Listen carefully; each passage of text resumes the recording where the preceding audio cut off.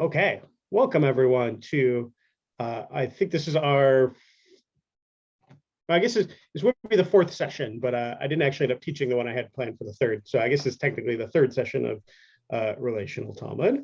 And I've given a sort of big introduction in the past about, what is Talmud and why I picked some selections from Agadah to be the subjects of study.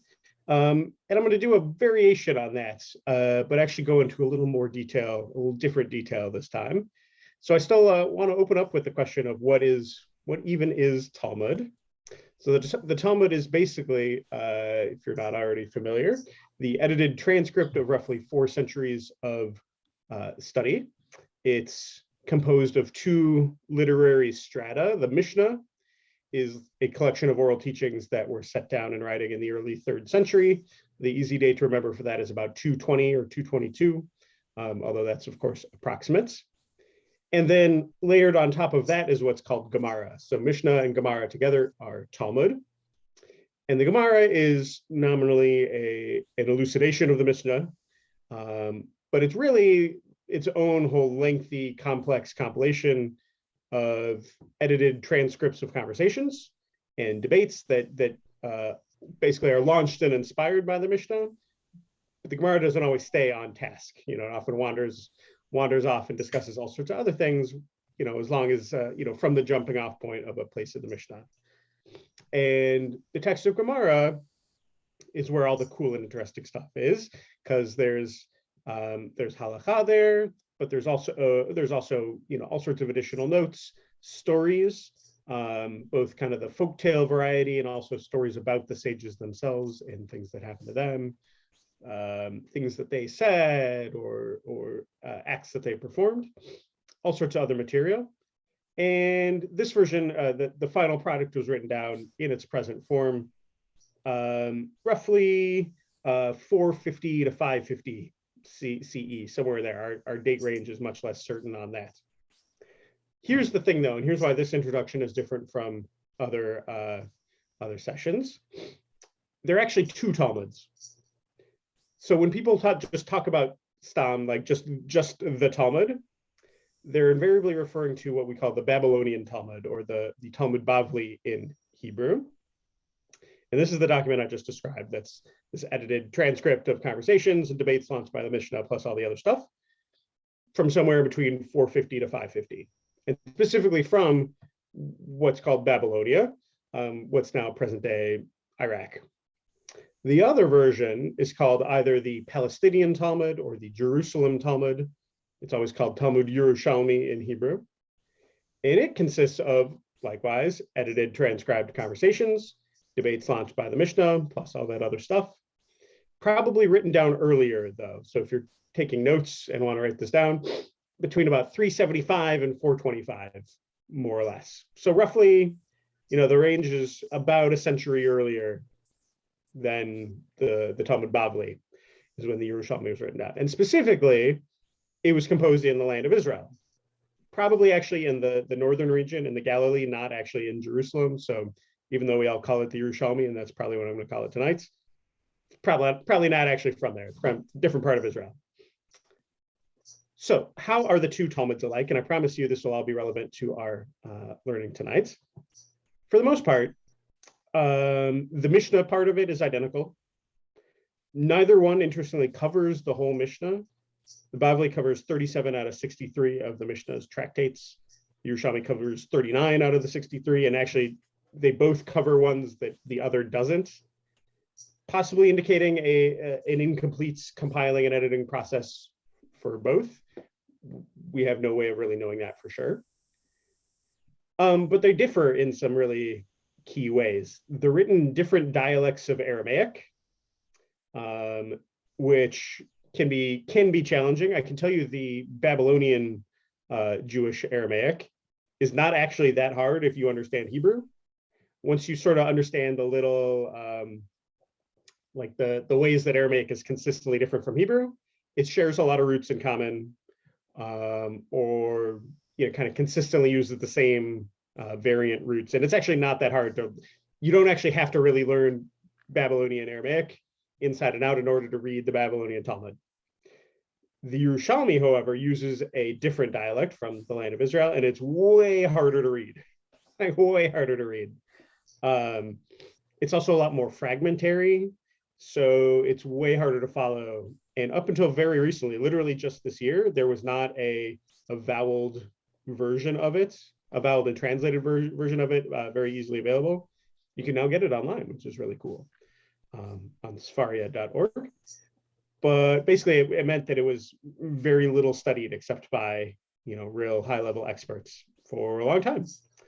The Babylonian Talmud, since it's later, records the opinions of both rabbis in Israel and in Babylonia, and that was there was sort of a flow of, I suppose, a brain drain of sorts, as after the destruction of the temple, Jews and especially scholars moved away from the land of Israel to Babylon, where there was a Jewish center there, basically.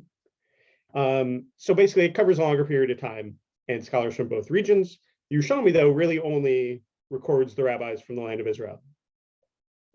The Babylonian Talmud shows a lot more, like it's a lot more processed, I suppose. Like there's a much stronger editorial hand at work, which Talmud scholars call the stam, which is sort of there's an anonymous voice in there. Like you get all the named opinions of the rabbis, but you also get this sort of anonymous editorial voice, which is actually the redactors, the editors themselves, inserting their own stuff, their own ideas sometimes. And it sort of forms the connective tissue that holds everything together. It makes it a lot more readable, but also it's not always clear. Am I getting the sort of unfiltered content, the unfiltered tradition, or is this being sort of spun or presented in some way by the stam? Okay, we're going to look at 3 passages tonight. One comes from the Mishnah. The other 2 come from each of the Babylonian and Palestinian Talmud. They're sort of alternate versions of the same text. And that's why it's important to sort of go through all of that, because that's going to be a bit relevant. Before I go on with that, what questions do you have about the structure of the Talmud, the difference between the 2, anything else that I can hopefully help clear up about what are the 2 Talmuds? Can I ask a similar question? Yeah, go ahead, Kelly. So in the bottom of like our Shumash and everything, is that Talmud when it's discussing things or giving us info on it? Like the commentary at the bottom of Eitz Chaim? Yeah. No, that's for the most part modern commentary on the Torah. Okay.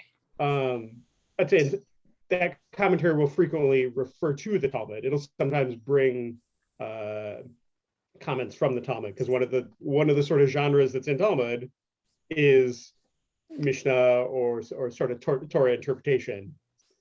And so sometimes those commentaries will bring that to you, and it'll cite the source. Right. Okay. And if it ever just gives you, if the citation ever just gives you the name of a tractate, like say Berakhot or Shabbat or Yoma or Bava Kama, there's several that start with Bava. That's always just a plain citation like that. That's always the Babylonian Talmud. Oh. Because it's the dominant one. It's the one that got the most popular. It's considered most authoritative. Easier to read for one thing. It got the best publishing, the best editing. So yeah, it's almost always the Babylonian Talmud. You only talk about the Yerushalmi when there's some sort of reason to go and look at it, basically. Thank you. That makes sense? Cool. What other questions do you have?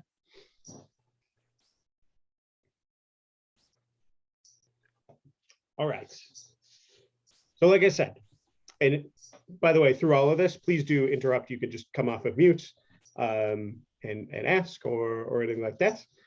Please do interrupt to ask any and all questions. I really don't mind. I'd much rather stop and explain, even if it takes us in a new direction.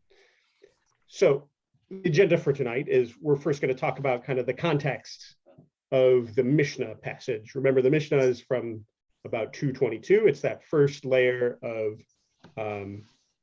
rabbinic text and rabbinic tradition. It used to be all oral traditions that they finally wrote down, basically to preserve it.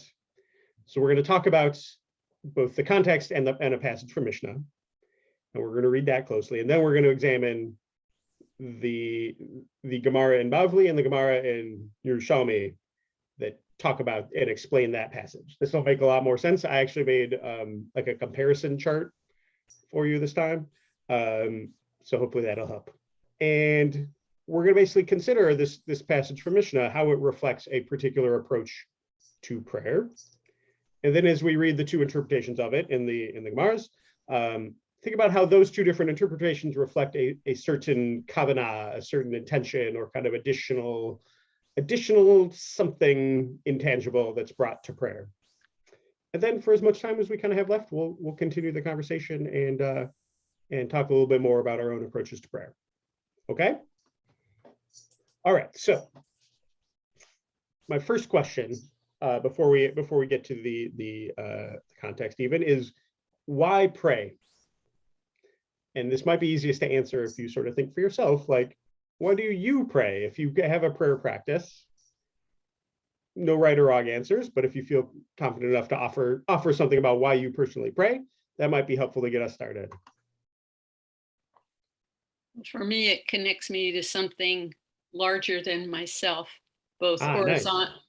horizontally, Mm-hmm. my people, vertically, my people who still exist, vertically, my people who no longer exist, and something even beyond my people. Awesome. Thanks. That's kind of the number one bullet point on my list of, brainstorm list of different, like, sort of diverse motivations for why someone might pray. It's to, from a certain inner spiritual longing, out of a desire to connect to or establish sort of coherence with whatever it is that's beyond us. Basically, prayer is like access to God, almost. However you understand access, or also connection to other people across time and space who are praying. Yeah, that's a wonderful one. Thank you, Amy. Anyone else? What are some other motivations potentially for prayer?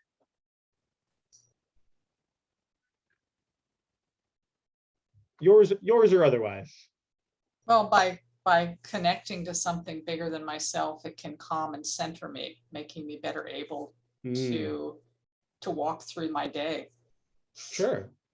So maybe something like an opportunity for self-reflection, self-exploration through the mode of engaging with For that, potentially sort of doing more than one thing at the same time, right? Of course.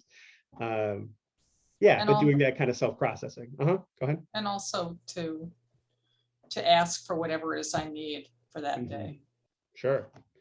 So obviously a person's theology plays a big role in this. Right. Good evening, Adam. We're just getting started and sort of unpacking the question of why pray, doing a bit of a brainstorm. So far we have to connect or get access to God, or to kind of peoplehood broadly, self-reflection, self-exploration, as well, and depending on your theology, potentially to ask for something.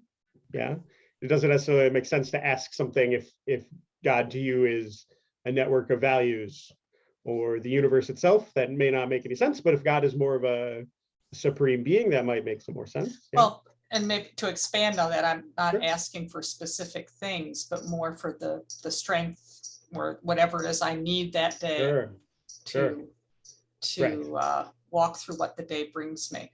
Yeah. Sure, good. That's a good sort of specification. That's not necessarily like gimme. It's like trying to bring like, out help me. The best possible qualities in myself. Yeah, excellent. Yeah. Any other thoughts about why pray?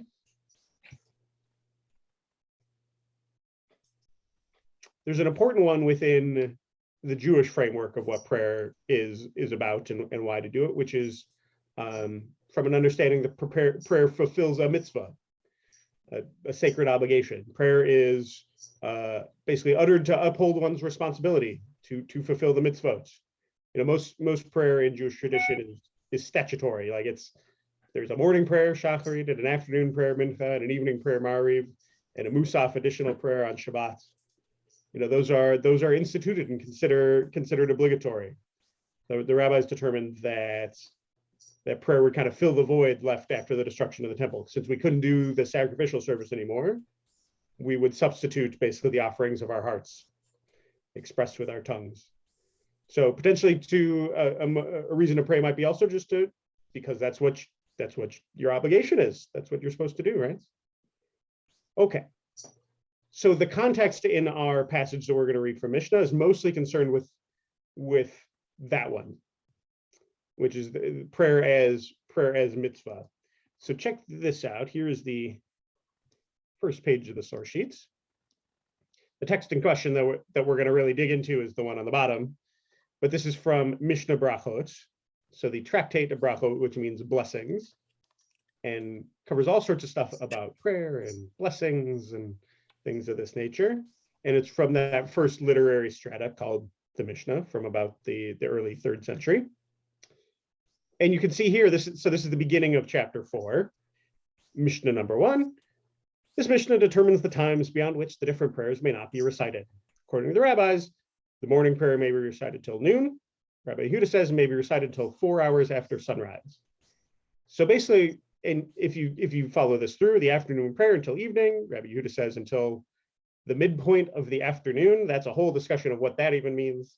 This was one of the sort of the key challenge pieces in rabbinic school, is if you could sort of figure out the Gemara on this Mishnah. It was sort of a trial by fire a little bit. The evening prayer is recited through the night, not fixed. And the additional prayer, the Musaf on Shabbat, can be recited all day. Rabbi Yehuda disagrees, says until 7 hours after sunrise. All they're doing here is sort of exploring the confines of statutory prayer. They're saying, okay, we know there are 3 prayers a day and an extra one on Shabbats. When do we do them? Right?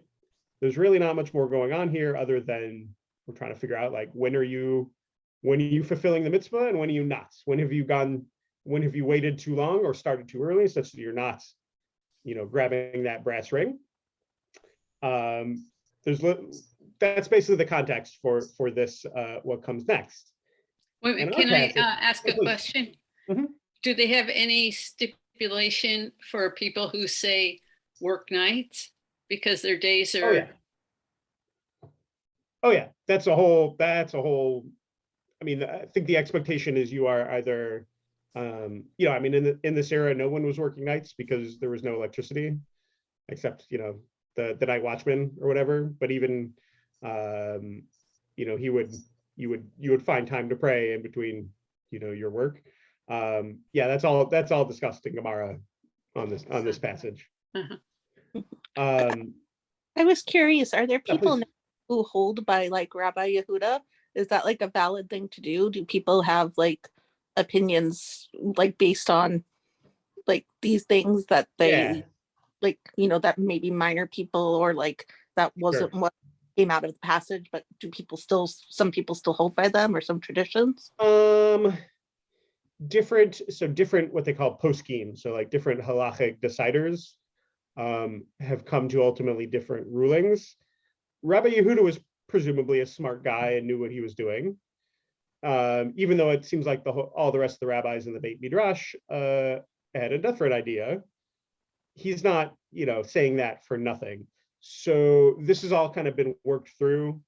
And what you'll find if you go to, say, Chabad.org or something like that and look at their calendar of Zmanim, like prayer times, you'll sometimes get, sort of different opinions. Like if you look at the footnotes at the bottom, it'll say, here's the time according to such and such, Posek who read all this and studied it and came to their own ruling. And then, but others disagree and say it's like, slightly different. I would have to go look up that answer, whether Rabbi Yehuda wins out in any of these cases, or if it's the rabbis who do. I don't remember off the top of my head. No, interesting. Might be. People walk but this is all just for the mill in terms of coming to that ultimate ruling. Yeah. That's really cool. Yeah. So that's a really interesting shiur all of its own, probably a series of them. But what we're going to worry about is the second Mishnah in chapter 4, which is at the bottom. Sorry, I should say something. There's another point I want to make before that. So note that when in that first bracha, at no point does it say what you're actually supposed to do or say, right? So it just says the prayer is at X time. And this reflects a point in time in between, sort of before the specific wording of prayers had been determined. If there was a prayer book at this point, there wasn't a prayer book. For one thing, paper was expensive and hardly anyone could read. But if there was a prayer book at this point, it would basically look like a bullet point outline. Prayer themes were specified, but the precise content and the wording about what you're supposed to say on the topic of, say, gratitude or Thanksgiving or anything of that nature was not actually fixed yet. The expectation was that you would extemporize, basically. Eventually, the liturgy became fixed, as you know, because we all go to synagogue and pick up books that have fixed liturgy in it, right? It became fixed, what they call keva, with minor variations for most of the last 2,000 years, variations between Jewish communities until modernity, when modern Jews have really revisited the structure, revisited the concept, the content, re-envisioned, revamped, revised liturgy. We have multiple different versions of the liturgy just at our sanctuary at Beit Am, right? We have different books that reflect different worldviews, different sensibilities, all that kind of stuff. So there was this process of going from totally ad hoc, totally extemporaneous to fixed to a degree. But at the same time, it's understood, and this is again like a whole other shiur that we could go into. It's clearly understood that prayer also needs what they call kavanah. In addition to keva, that's whatever's fixed, you need kavanah, which means something like intention. It's like whatever you bring that is personal to you, your feelings, your intentions, your goals, your approach, anything along those lines. You need that too. Otherwise, it's not really prayer. You're just sort of reading words on a page. It's just too rote, right? So the goal in looking at these texts that follow is to kind of illustrate the influence that kavanah can have on prayer, and to sort of take a text and steer it in a particular direction. To kind of look at the way different people can pray essentially the same thing, but by bringing different kavanah to it, different, unique intention, unique personalization to it, have it come out in really dramatically different ways. Okay. Well, let's read the second Mishnah, which is there at the bottom, and I provided the Hebrew for folks who want to dig into that as well, but we'll be doing it in English. Could I get a volunteer to read the English in the bottom left there, Mishnah Berakhot, chapter 4, Mishnah 2. Who wants to read it aloud? I'll do it. Rabbi Nechunya ben Hakana would recite a brief prayer upon his entrance into the study hall and upon his exit. They said to him, "What is the place of this prayer?" And he said to them, "Upon my entrance, I pray that no mishap will transpire because of me. And upon my exit, I give thanks for my portion." Thank you, Amy. So Rabbi Nechunya ben Hakana was active around the years 80 to 110 CE. So remember, the temple was destroyed in 70, so he was active immediately after the destruction of the second temple, but before the Mishnah was codified. That's why his opinion is here in the Mishnah. How is this? Well, what do you notice immediately that's different from the way prayer is talked about in the first Mishnah?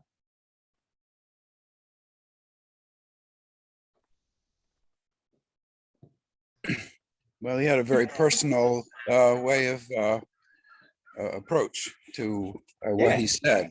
What do you mean by personal? Yeah. What do you mean by personal? What he thought was important when he entered. Yeah. Good. And what dictated the timing? Well, that he could accomplish what he had gone in to do, and wouldn't have any problem or interference doing it. And he would be grateful when he was able to accomplish that. Okay. So as opposed to what we have in Mishnah 1, where prayer seems to be timed to the I'm going to put scare quotes around clock, because obviously they didn't have clocks, but to the time of the day.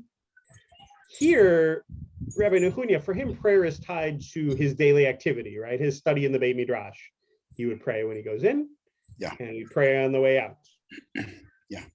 Okay, good. So thinking about the different motivations for prayer that we talked about, you know, praying in order to get access to God, to establish some sort of connection to the divine, praying because it's your responsibility, because it's a mitzvah, praying as an opportunity for self-reflection or self-exploration. What do you think Rabbi Nehunya's motivation might have been here? Which of those, or something else not on my list?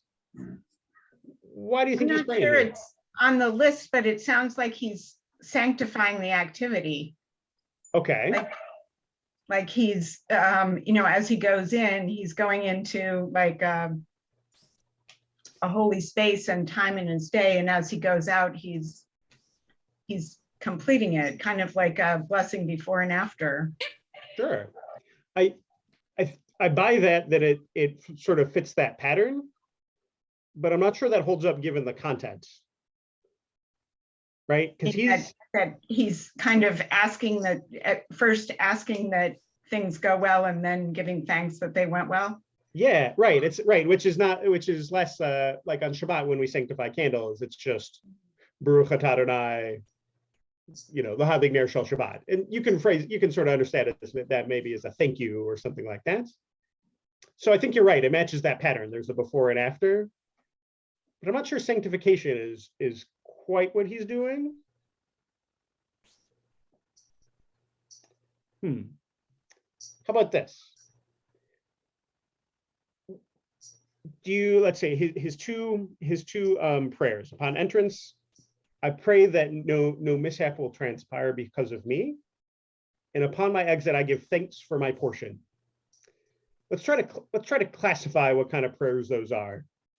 So, a really helpful rubric that if you look through the Siddur, you can sort of classify most prayers according to one of these. Pretty much every prayer is either a thanks, a help, or a wow. Thanks, help, wow. And actually, that's the name of a book. There's a book by that name, which is not at all a Jewish book, but it just happens to map onto this. The Hebrew words would be hoda'ah, thanks. Help is like bakasha, like request, or wow, like shevach, like praise, almost. So that first one, I pray that no mishap will transpire because of me. Is that a thanks, a help, or a wow? Hope. What do we think? Hope. Right, somebody say something? It got cut off. I said hope. Can you hear me? Hope? Yeah. Hope. Oh, help. Sorry, I was saying help, but help. Like help me. This is something I want, right? Okay, well, it's help. Yeah, hope. Good. Yes, he's hoping to do no harm. Basically. Good, right? It's like that's a bakasha, right? He's asking for something. And I give thanks for my portion. Is that a thanks, a help, or a wow? This one, you know, has the word right in there. Thanks. Yeah, this one's a thanks, right? Okay.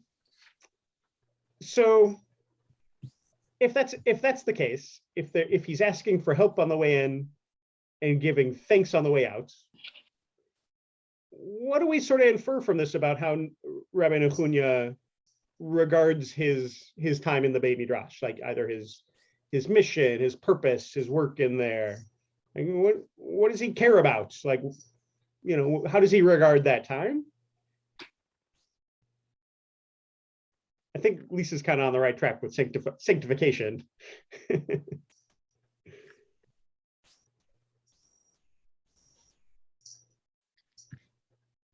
do you think? Well, I don't think we can know the specifics, but it sounds like perhaps he's pouring out his heart and wants to make sure in this opening kavanah that what comes out isn't going to create any kind of harm. Sure. Oh, is he going into the study hall as a teacher or as a student studier? Probably both to various degrees. Yeah, I guess I was imagining him going in as a teacher, and that what he was doing was putting himself in the right frame to be able to do the best possible job for his students. Sure. So let's, Yeah. so Yeah, what I is didn't that? notice Okay, study yeah. hall. That makes it very different than, going into a place for private prayer or any kind of prayer. Sure. I And almost feel, yeah, go ahead, sorry. I almost feel like this is an allegory in a way. Like this is how you should start your day, by praying that nothing bad will happen because of you. And then at the end of the day, giving thanks for the day you had. I mean, it's kind of an allegory for, it doesn't have to apply just to going to a study hall. So that was sort of my next question is like, how does the fact that he prays before, for help to really do a good job beforehand and says thank you afterwards, like what does that tell us about how he regards that period of time? I compare it to something like, would you ever do this before, I don't know, making a sandwich? Like I pray that I butter the bread, I spread the mayonnaise just right. Well, I pray that I don't cut myself while I'm cutting the sandwich. Maybe, but I'm gonna admit personally that I don't usually put this much, concerted effort and care into my sandwich making. But I might about something I really cared about and think has a really, hugely important purpose, something really central in my life. This also reminds me of the opening few lines of our Psalm for Shabbat, Psalm 92, where you say in the morning, I'm aware of your chesed, your loving kindness. Yeah. Mm-hmm. And in the evening, your faith, and I give thanks for your faithfulness for my life. Yeah. I mean, so it makes sense as a pattern, going into a really important time to pray that it goes just right. And afterwards to say thank you. Like that makes a ton of sense when you're going into something you really, really care about. Yeah. So the rabbis understood that their work in the Beit Midrash, this process of interpreting Torah and figuring out halakha, had like essentially cosmic significance. Like ultimately they understood themselves as divining the will of God, as expressed through the written Torah, drawing it out into the world through their work and expressing it as oral Torah. So what words might we use to express Rabbi Nechunya's attitude here? Humility going in and gratitude coming out. Yeah. Humble, grateful. Definitely. And always placing duty, burden, things like those. Oh, say again? Obligation, duty, burden. Ooh, yeah. Yeah, sure. Yeah. Sense of obligation or duty or burden. Nice. And Amy, what were you gonna say? Always placing Hashem in front of him. Always having that connection. Good. Okay. There's something a little interesting about his thanks where, so he's saying on the way in, please, let me do this well so I don't harm anyone. But also on the way out, he's giving thanks for his portion. And I don't know why, if I'm reading something into it, but it's almost like, thank you for what I learned in the process. So, I mean, I'm still imagining him as the teacher saying, thank you for what I learned from my students. Yeah. But yeah, I mean, I think he probably was at various points teacher and students, and probably both at the same time. Yeah, what do you think? What is his portion? Well, his portion, I mean, he prays that no mishap will transpire because of me. He's going in as a servant to give.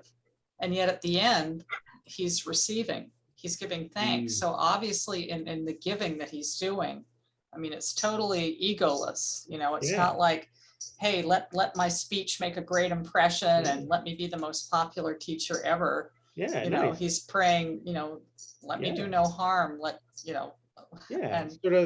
and then yet at the end, he's grateful. So obviously in all this giving and this, abnegating of himself, he's received something very important. Yeah, I think you're totally right. I think we could, portion chelek is usually sort of understood to be like someone's lot in life almost. So it could be, thank you for, whatever wealth or privilege I have. We actually know from elsewhere in Talmud that apparently he was relatively wealthy. He could afford to spend his whole day studying and not, working full time.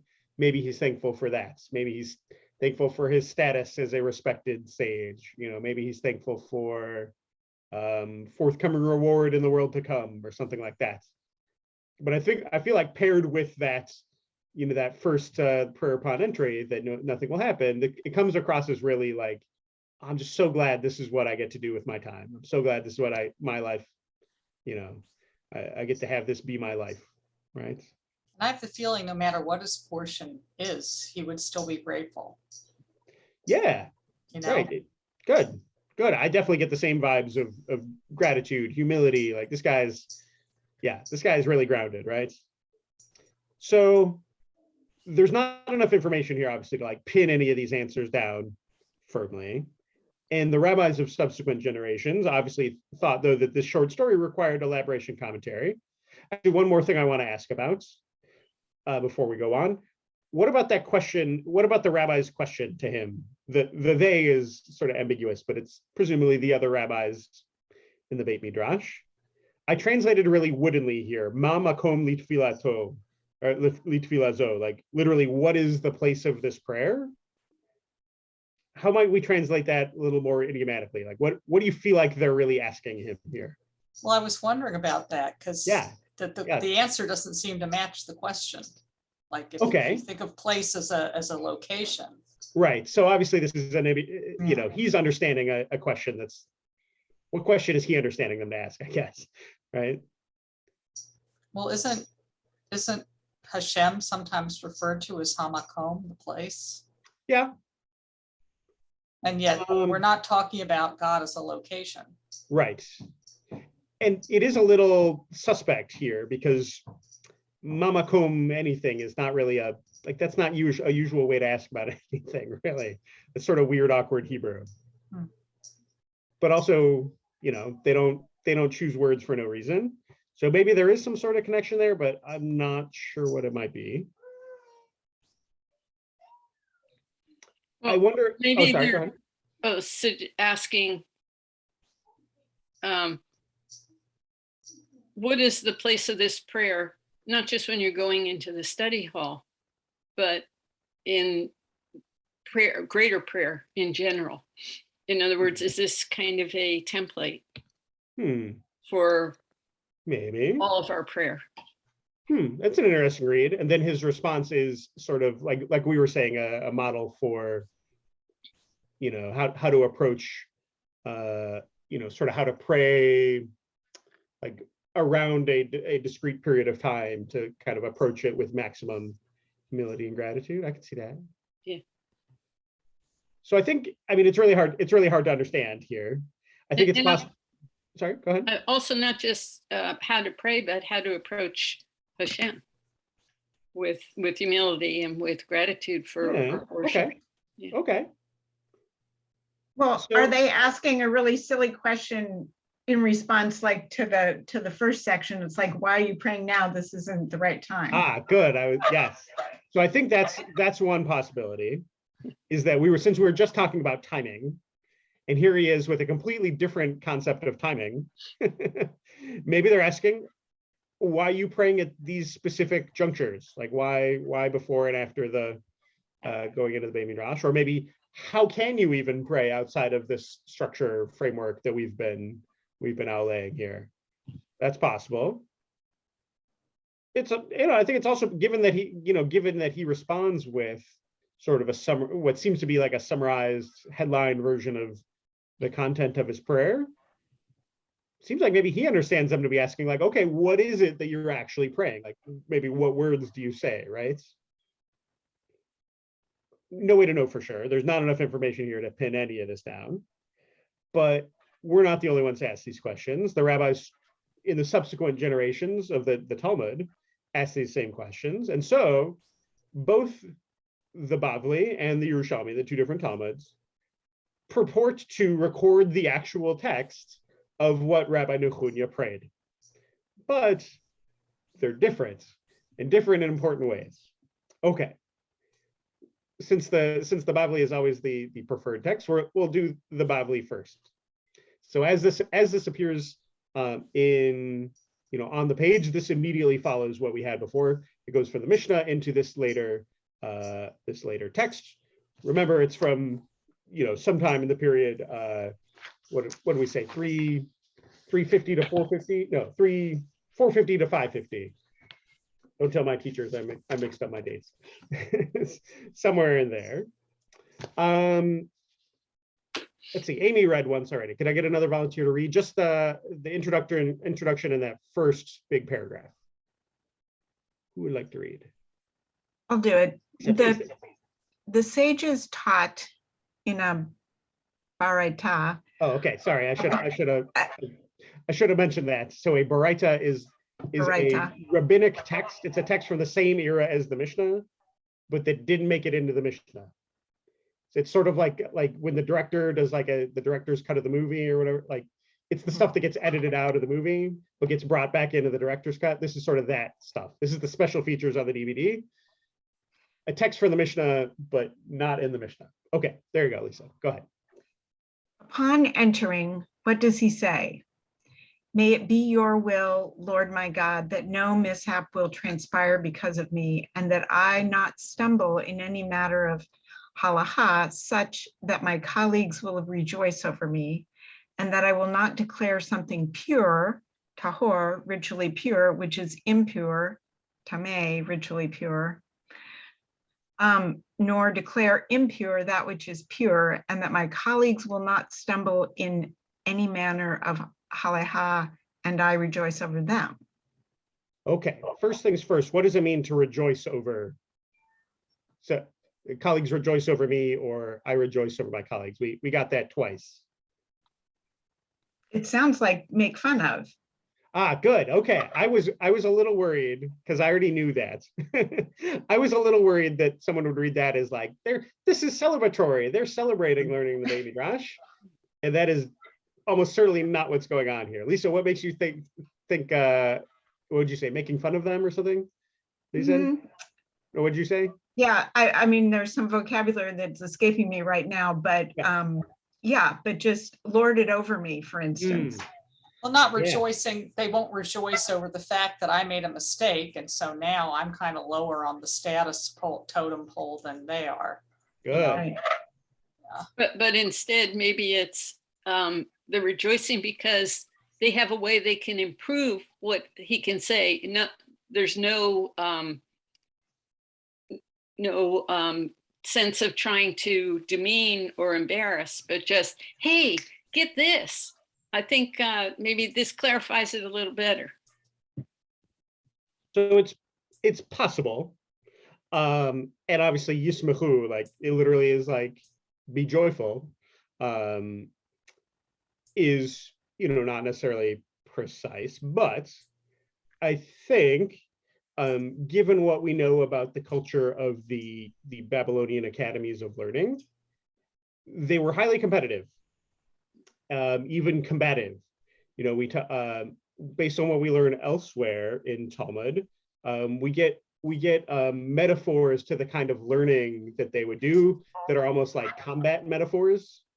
Like they talk about barzel, like iron sharpens iron.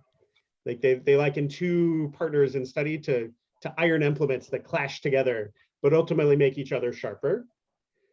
So there is a sense that this is like machloket l'shem shamayim. This is disagreement for the sake of heaven and for the pursuit of higher truth. But it's competitive. Like it's there's challenges. The idea is to try to win. Basically, we know that to be the kind of culture of the Babylonian academies. So I think a good guess for what he means by I don't want to stumble in any matter so that my colleagues are going to rejoice over me. I was like, I don't want to screw up so that they, so that I'm the butt of the joke and that they gloat. And at the same time, so I don't want them to stumble so that I'm gloating over them either. Yeah, Lisa. So I don't know, there seems to be a contrast between this and what was in the Mishnah. So if you just looked at the Mishnah, you would say, this is a guy who's going in wanting to do good for the sake of others, like no mishap happened because of me, and grateful for his portion. And this is more a much bigger ego issue. It's like I don't want to screw up in front of other people and have them laugh at me. Yeah. I think you're spot on noting that already this sounds like a different guy, right? Different sort of character traits than what we sort of expected to find just based on our reading in the Mishnah. And this is not attributed directly to him. The sages taught in a Braita, it's anonymous. This is an inherited oral tradition about what he said. We don't really have any way to know if this is really him or not. And ultimately, I'm going to argue that it says more about the Bavli itself and the people who put that together than it does about Nechunya. Especially in light of how it's different in the Yerushalmi. So, yes, this already sounds very different. It seems like maybe he's worried about the competitive nature of learning in the Beit Midrash. What are his sort of different asks here? There's the no mishap piece. That's really kind of a generality. It's literally just carried forward from the Mishnah, right? That's exactly what we saw. But then he asks, don't let me stumble, thereby giving my colleagues an opportunity to take pleasure in my misfortune. The sort of middle piece in the sandwich is, don't let me make an error in determining what's ritually pure or impure. And then there's sort of and then back to the colleagues again. Don't let them stumble, so that I, am in an opportunity to, have an opportunity to rejoice over them. As a whole, where is this prayer directed? Imagine he's saying it upon arriving at the study hall. It's all directed inward, right? It's all toward the colleagues, toward their relationships with one another in the Beit Midrash, right? Let's read the second one. What at least the Bavli imagines he says upon leaving. But the first one is directed to Hashem. It says, "May it be your will." Sorry. Yes. He's still praying in that sense of direction. Yes, but I suppose I mean the focus. Like, what is his concern? It's what's inside the Beit Midrash as opposed to anywhere else, right? Okay. Let's see how that's different in the second half. Can I get a volunteer to read what the Bavli imagines he says when he leaves? I'll read it. Go ahead. Thanks, Rachel. Upon leaving, what did he say?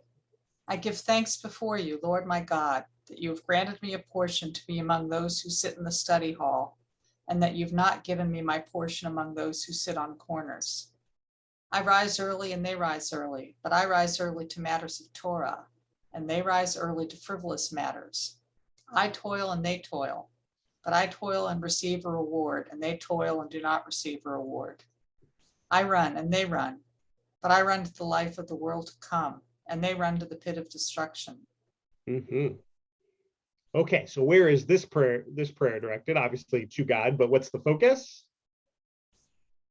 Back outside the Beit Midrash again, right? He's grateful to be in there, but everything else he talks about, he's about those people outside. And what is his opinion of the people outside the Beit Midrash? That their lives have no meaning and are going nowhere. Yeah, again, does this sound like the same guy we met in the Mishnah? No. Really not so much, huh? How does this version of Rabbi Nechunya? Unless he's sad. He's sad? Well, I mean, you can read it. We're not hearing his tone of voice. It could be triumphant, like, look at me, I'm this lucky guy here, and I do the right things and I get a reward. Mm-hmm. And look at them, but it could also be, it's really sad because they're toiling too, and they're not receiving a reward because they're not as fortunate as me to have this connection, to have this purpose and this direction. Yeah, what sort of adjectives would you apply to this version of Rabbi Nechunya? What kind of character traits does he seem to have? It's hard to say. I can't tell if he's triumphant and arrogant or whether he's sad for those who don't have what he has. Oh, I see what you're saying. Yeah. Okay. So yeah, it could be arrogance. I mean, even like the sort of "I feel sad for you" people is a little bit like condescending. Well, it depends on how it's said. It really does. Yeah. Oh, Dana, what did you want to add? Go ahead. That's what I was thinking, that even if he's like, oh, I'm sad for you, it's disdainful. It's Yeah. that he is way thinking he's better than them. Yeah, right. It definitely seems like he thinks he's better as a result, right? Like he calls their, what does he call them? Frivolous matters. What's the dvarim vitalim? Literally like void, null. Like they're accomplishing absolutely nothing with everything they do outside of the baby drash. But here I am, toiling for a real reward. And pit of destruction, don't imagine like hell per se.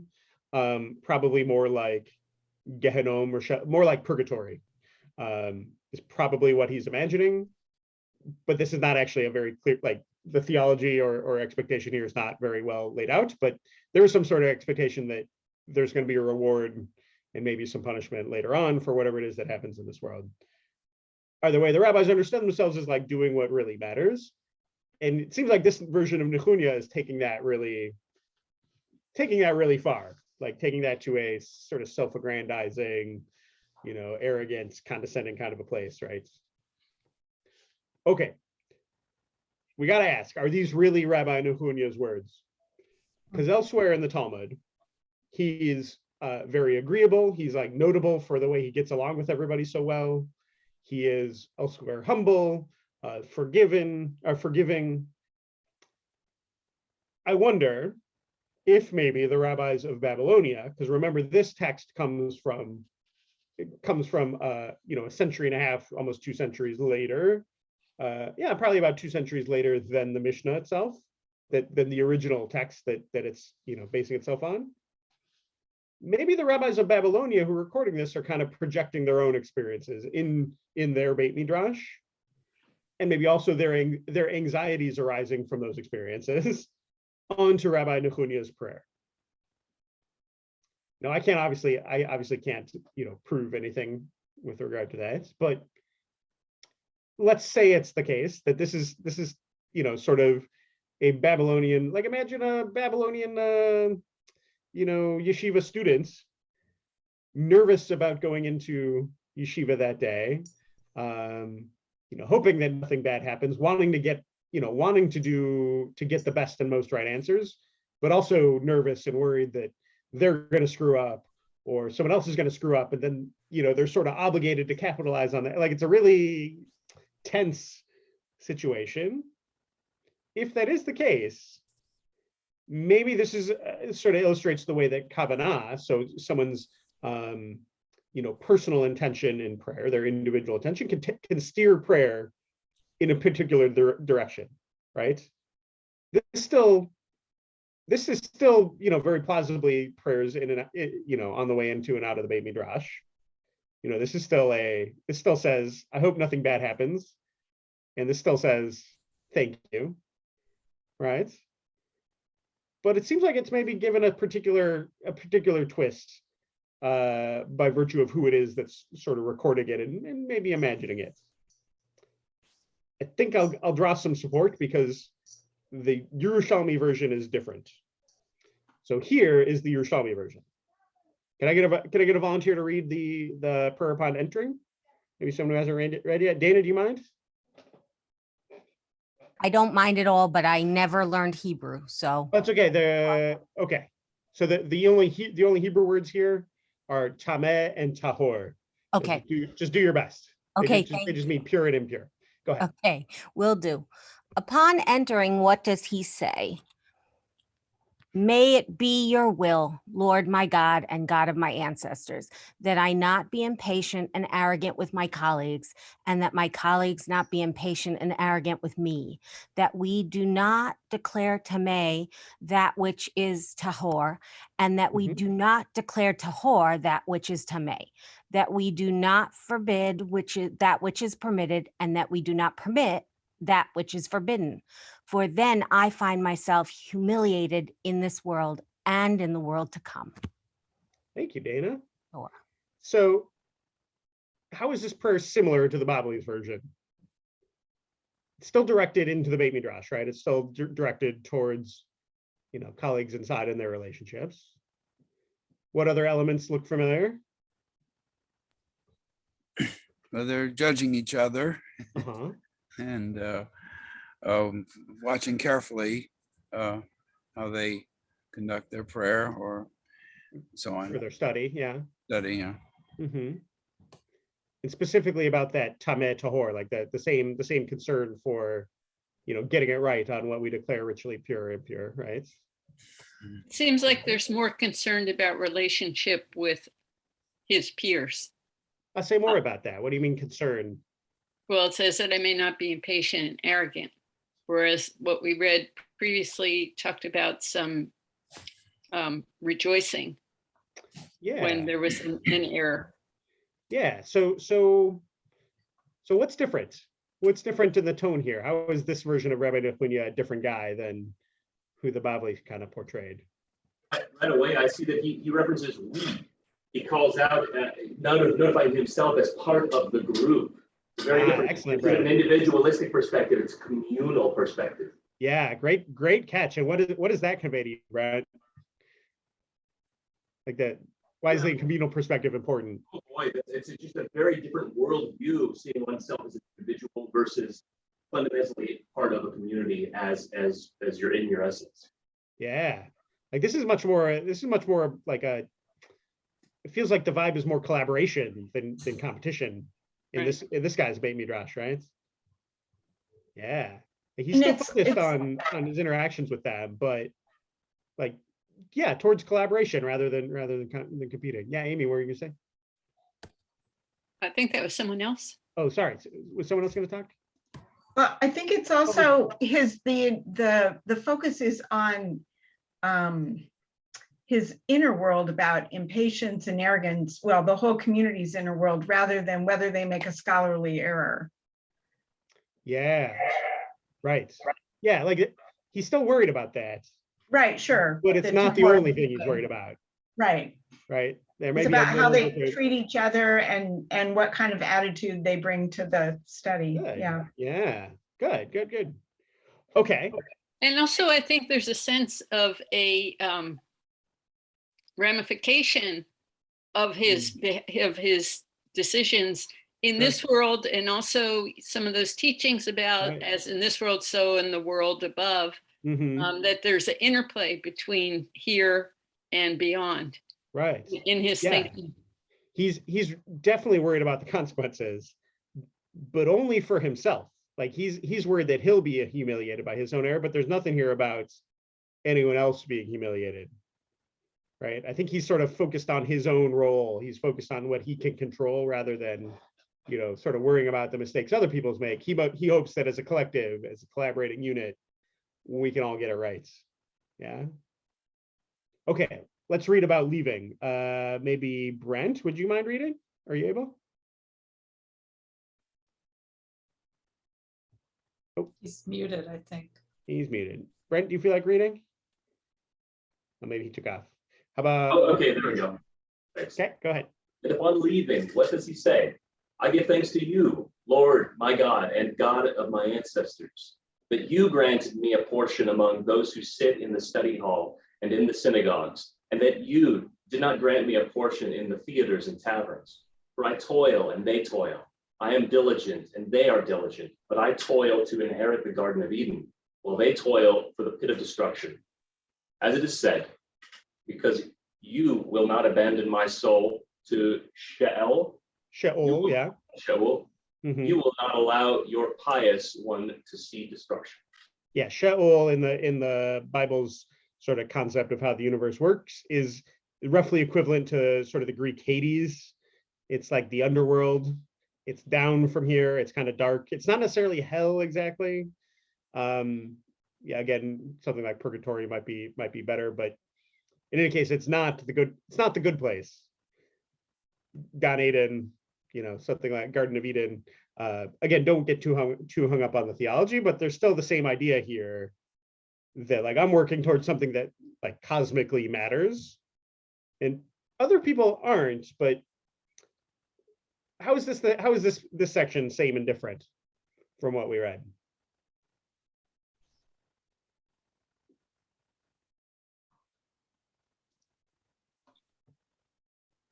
in a way, he's referencing that the others are also diligent, and he's giving a positive attribute to the other. The tone is appreciation of the other already. Good. I think you're right, Brent. So the first part is essentially the same. I think, like he said, this version specifies theaters and taverns as opposed to just sort of street corners, and it adds synagogues, but I don't actually detect too much significant difference there in the first clause. But in the second part, he leaves out that bit about everyone else's work is frivolous, and he sort of seems to acknowledge that, like, actually everyone is, whether they are engaged in the holy enterprise of Torah study or in whatever secular endeavors they're doing, they work hard. They're diligent. He doesn't necessarily demean those lives and those values that are different from his own. He still makes a positive value statement, like, I think this is really worthwhile. I feel like I'm working towards, something cosmically important. But it's not because those other people are like flawed characters. It's not that I'm better necessarily. They're still putting in an honest effort. It's just directed elsewhere. I tell you what, I'm going to let me bring this down, and I made a little comparison chart so you can see them side by side. I just wanted to mention that in that first paragraph, which you don't have to show again, his concern, well, along is tamei and tahor, he's really concerned about purity, even though, and in impurity. Yeah, so that's true. And you can see it straight across here in both cases. And I don't know, that's one of the thoughts that came up, is I'm not sure why that deserves a special mention. I mean, I know that the rabbis care a lot about what's pure and impure. But why of all the, and actually he, in the Yerushalmi version, he adds a bit about, we don't want to forbid what's permitted and permit what's forbidden. So that gets added a little bit there too. So yeah, here you can see the sort of straight across comparison, what exactly is the same and difference. So how do these two, I'm going to call them imagined versions of Rabbi Nehuniah's prayer, reflect potentially different kavanah? The initial Mishnah, they're both interpreting the same Mishnah, but sort of taking it in two different directions, right? In both cases, they're trying to extrapolate, trying to draw out what was it that he actually said. But we end up with like the prayer of almost two totally different guys. Like, this can't be the same guy, right? The Yerushalmi version seems much more in line with the person we imagined we'd meet in the Mishnah. And as it turns out, there may be something of a window into the different cultures of the academies in Babylonian and Eretz Israel. So like I said, we do know the Babylonian academies, like, they took themselves very seriously. They considered their level of learning to be way higher than those in Eretz Israel. The Babylonian scholars saw their studies, not as just like a part of their lives, but the sole focus of their lives. Their community was wealthier, so there were probably more people able to study full time. The academies in Babylonia were kind of more socially and culturally insular. Like, in order to go to them, it meant leaving your home and your family for years at a time. They were sort of like boarding schools, right? I don't know, like Hogwarts, I guess. Versus the land of Israel, academies there were smaller and fewer. The community wasn't as wealthy, so a lot of folks who did go and learn in those places would also have to work, either farm or work to earn income and support themselves. And I think it's possible that led to sort of different culture in the Beit Midrash, more collaborative in the land of Israel, and maybe more respectful, less judgmental, and more combative in Babylonia.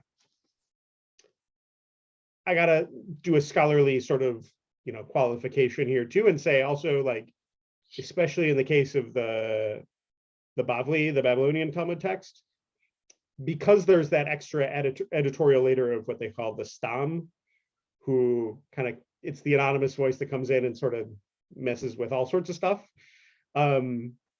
It's possible that the reason this, the Bavli's version is so different from the Mishnah and so different from the Yerushalmi, it could be the Stam coming in and changing stuff.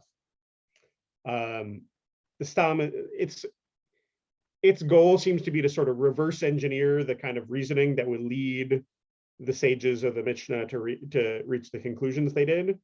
That sort of becomes the connective tissue of the whole Talmud. So it's possible that the Stam sort of reads into the question, like, what is the place of this prayer? And kind of imagines Rabbi Nechunya taking a much more defensive stance about that. Whereas the Yerushalmi didn't necessarily have that. I can't prove anything here. But it's notable to me that these two are so different, and they just like sketch out the outlines of a totally different person. And Can I ask a question? Yeah, please. So the Babylonian comes later, right? At least a little bit later. Yeah, about a century and a half later. And they're so similar that it seems as if the Babylonian has the Jerusalem as okay, yeah. That they have that before they write the Babylonian, and so they're right editing it. And it seems very odd that they would take something that was humble and make it feel arrogant. So you're asking questions about the literary history here that we can't necessarily know the answer to. Is like, did the Babylonian Talmud know the Yerushalmi when it wrote its thing? Like, was it taking this and changing it, or were they just interpreting from the same initial source? Well, it seems unlikely that it came up out of whole cloth, given that the pattern of they're so similar, right? Yeah, they toil and I toil, and that's pretty formulaic. So the reason this was all written down was because it was passed down orally. And what happens when you pass something orally? It's a game of telephone, right? Right, okay. So I'd say probably the most plausible explanation is there was some sort of original text. And I would say probably the Yerushalmi, just by virtue of being older, has a superior claim to be the more original text. But it would have gotten passed down. And, somebody would have had to learn that in the land of Israel. Assuming this really is what Nechunya said, would have had to know that guy and learn that tradition from, a chain of transmission in Israel, then walk to Babylonia and teach it to people there. So the game of telephone is quite long and complex. No way to know that for sure, but it does seem like, maybe there's more editorializing going on in the Babylonian version. Well, the thing that really struck me in this side-by-side comparison is the last paragraph. In the Yerushalmi version, God is present. You will not abandon my soul. You will not allow your pious one to see destruction. Yeah, that's really different. He cites a verse and too. Yeah. Then in the Babylonian version, it's more like it's all about what I do. Right. I rise early. I do this, I do that, I toil, I run, and there's this idea of, yes, I'm doing the toiling, but you're the one who ultimately is preserving me and not abandoning my soul. Yeah. And I found that very striking. Yeah. So I'm curious, as just kind of a way to continue the conversation. Whichever version of Nechunya you imagine, what do you think this did for him? You know what I mean? Like, what did it, where did it get him? Why did he bother to take the time to do this? And I'm curious, because I've been trying to think about this for myself too. Are there any sort of parallels in your life or similar situations where you maybe have a ritual or something like that, a way of, maybe not this explicit, but I'm curious if anyone can kind of speak to that from their own experience. What do you mean by, do you mean a religious ritual or any kind of ritual, like brushing your teeth or doing your morning yoga? Well, I think it could be anything. I mean, obviously there are plenty of religious rituals that sort of, parallel this, but so what this made me think of when I sort of put myself in Rabbi Nechunya's shoes was I once took a know what you call it, like kind of a conference, I guess, all about song leading. It was called Song Leader Boot Camp. And the whole point was like, regardless of your musical skills, we're gonna like teach you to work the room and like, you know, lead people in song. And one of the most ridiculous things, and this was led by Rick Recht, I don't know if that means anything, he's a Jewish musician. One of the most ridiculous things I thought at the time, but that ended up being really valuable, was sort of a pre-game like psych up routine where you talk to yourself before you go and lead people in song, where you just say like to yourself, I'm the leader, I'm the leader, I'm the leader. I'm grateful for being here. I'm so glad this is what I get to do. I'm the leader. And then like you go out and do it. And to be honest, I've never done exactly that, but the idea of it, that's what this reminded me of, is like some kind of, I don't know, self-talk almost before engaging in some kind of activity. And yeah, I'm just curious if anyone else has experience with that in any kind of context and what it does for you. I don't have experience with it, but it makes me think of sort of the idea of manifesting, which is all over TikTok, that you're manifesting what you want to happen. And it's sort of like the intro as he enters is that manifestation. I'm setting the intention. Sure. Yeah.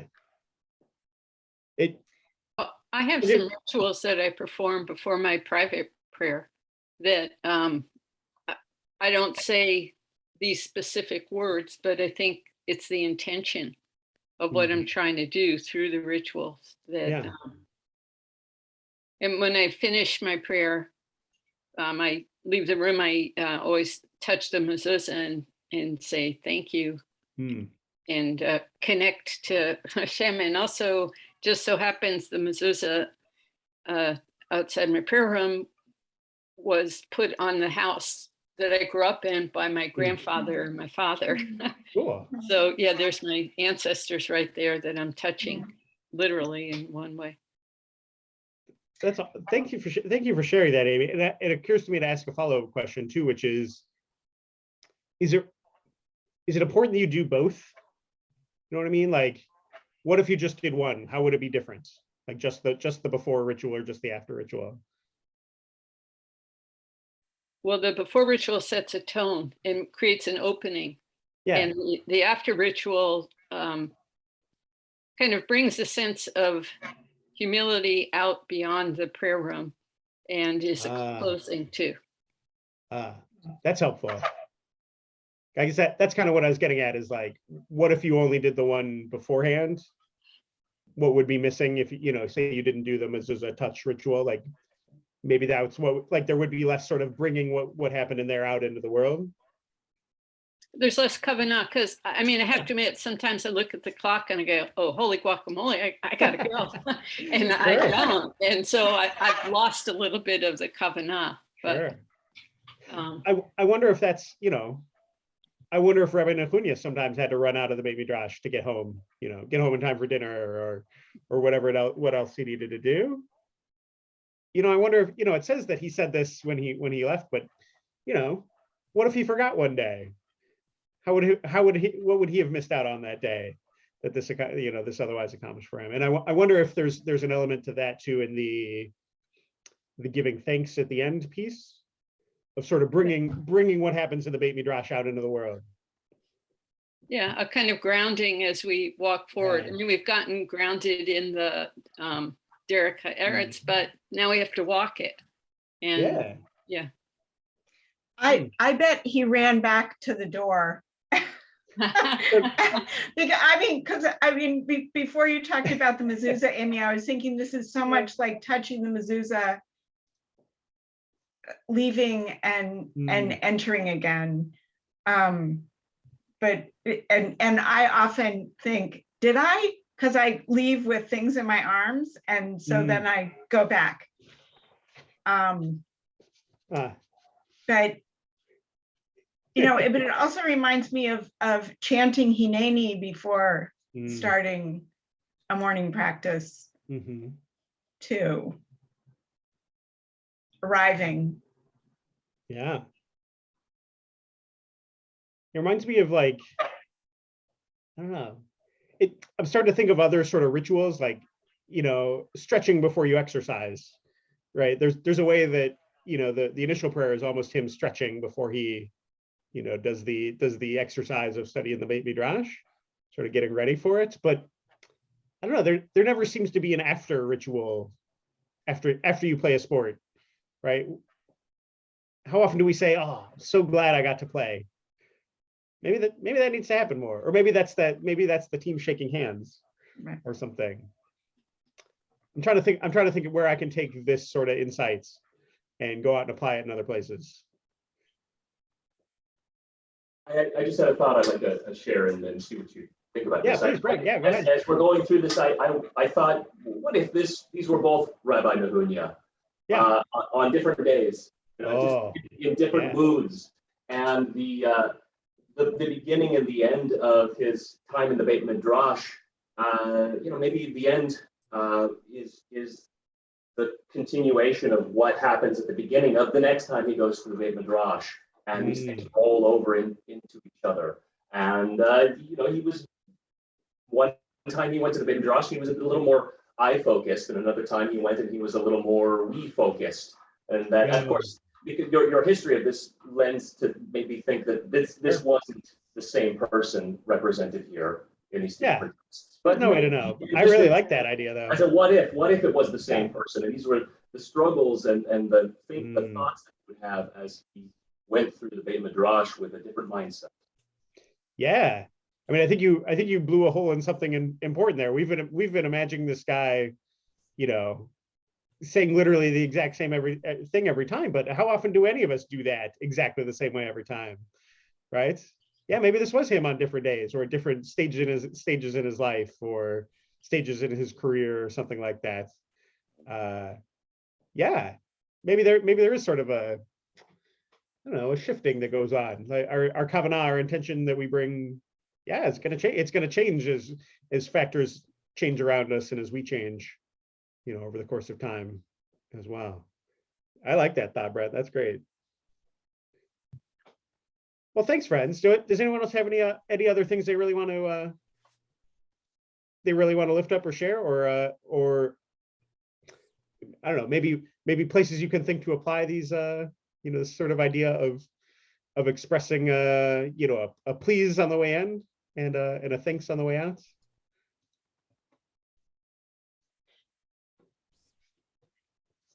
Thank you all so much. Yeah, and maybe I was going to say there is a please, but there's also a sense in the beginning part of just an opening up too. Yeah, like a receptivity kind of a thing. Yeah, you're getting at like opening to receive. Yeah, nice. Thank you, everyone. Thanks for going late in the evening with me, and I learned something from all of you, as I always do. Thanks so much, everybody. Thank you, Rabbi. Yeah, thank you for these opportunities. Thanks, when everybody. is the next one of these? They're about once a month, towards the end of each month. So probably sometime in late July, it'll be on the calendar. Okay. I think it's usually set for like the third or fourth Wednesday of each month, with a little flexibility in there. But thanks everybody. Okay. Great learning with you. Thank you. Have a good night. Bye, Tov.